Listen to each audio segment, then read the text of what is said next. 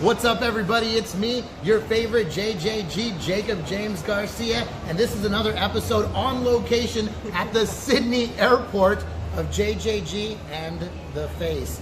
The face of entertainment today is the lovely Lulia and her counterpart, Kurt.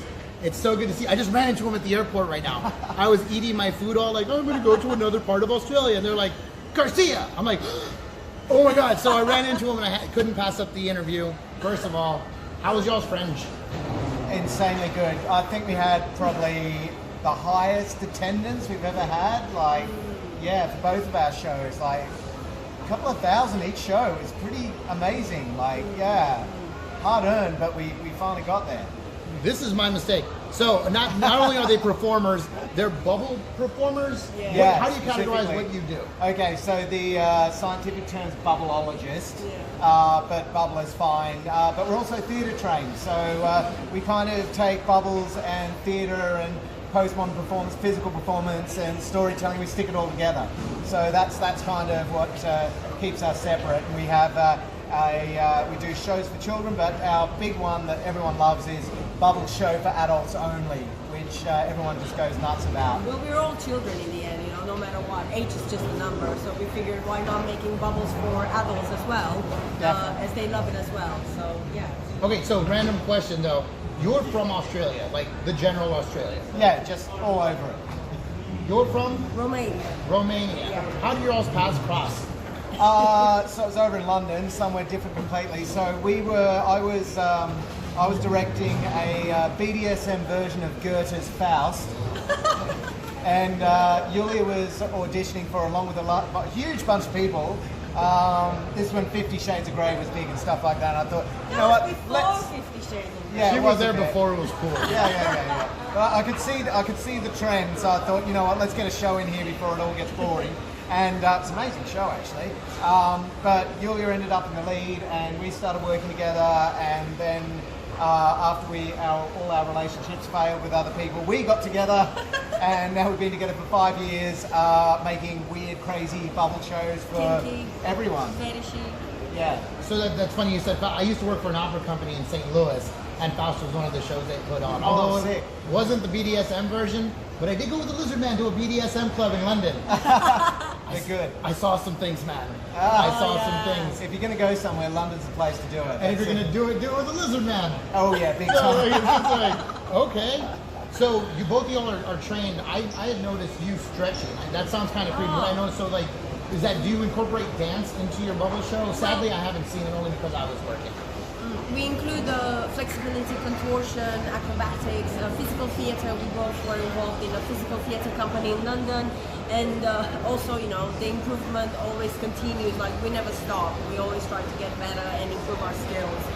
And Lulia really pushed her flexibility, so that's kind of she's just always increasing her flexibility. And Australia is contortion heaven. Like, with the hot heat and hot weather, it's just amazing how flexible you can get here. Do you all co-produce the show? Do you write it together? Because I mean, you already have a set. Oh, absolutely, yeah. So I mean, this is for doing shows, this is something that's really important to I think a lot of arts groups. You've got to get the number of performers down. So because it's really hard just to survive on like one person's wage sometimes when you're producing your own show. But yeah, we just make everything ourselves, direct it ourselves, film ourselves, watch it again, direct it again, come up with everything, the sets, costumes, we do all the admin, all the everything promotion. we can. Like, every job kind of represents, like, someone you've got to pay someone, that's money you've got to pay someone for. It's like, that could be the whole money you earn,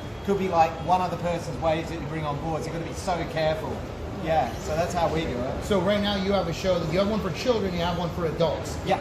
And I assume you enjoy them both, but do both of them involve, like when you say bubbles, I want them to understand, like you're talking about, I've seen some pictures. Yeah. So you're talking about like, kids have their little dippy bubbles and they go blue, blue, blue, blue, blue.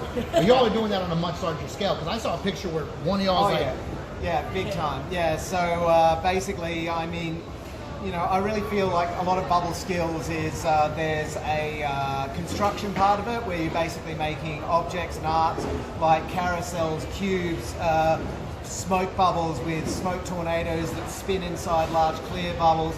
then there's the big ones, then there's making arcs, then there's see like your show. nets and tidal waves of bubbles. And believe it or not, like it's the same tricks for both shows, but it's kind of, it's the context. Yeah, it's the way it's delivered as Yeah. well. Like, like all of a sudden, two bubbles joined together in a kids show is something, harmless, nobody thinks anything. But in the nighttime at 10 p.m., all the adults think it's like a big ass and they all go crazy for it. And it's just like... Yeah, it's just, when you set your mind up to see something filthy, you will see it. And strangely enough, believe it or not, nobody's ever come across this, because only a bubble person would, because all us bubble artists out there are like, can't put that in the show, it looks like a dick. So we made a show where all those, phallus and bottom and boob-shaped bubbles and weird things you can do with bubbles, like, actually have a home. And there's a lot. And it also has a message at the end. It's all about love and, universal peace and all being generous together. So it's not just presentation of trick after trick. At the end, we smash that fourth wall and we end up in a bubble orgy. So you all make sure to watch out for that. That's just voyeuristic at its fucking peak, at its prime. So where can the people find you if they want to book you or just actually look you all up? Because I want to see, you were telling me about it right now and I was like, I gotta see this. I know. Well, take us to America. Hey, we'll figure it out. I mean, here, Bubble Show for adults only, anything. So bubbleshowforadultsonly.com. On Facebook, it's Bubble Show for Adults Only like page. Instagram, it's the same. I don't know. Did I miss anything? YouTube, it's going to be the same. Yeah. Just anywhere you're actually going to find. Basically, if someone's doing something weird with a bubble, it's probably us. Like literally, Sorry. So no, that's perfect. Thank you all so much. We're running short on time because this is the first of, we got planes to catch. We're going to the same place too. Yeah, we're going to Adelaide. Okay, 2 different fights, but we just ran into each other here. But you all look them up, follow them. I've seen them. I've known them for 2 years now. Just a random happenstance right now, so we couldn't pass it up. Yeah. Follow them on Instagram, Facebook, YouTube. And until next time, y'all rock the day, rule the night.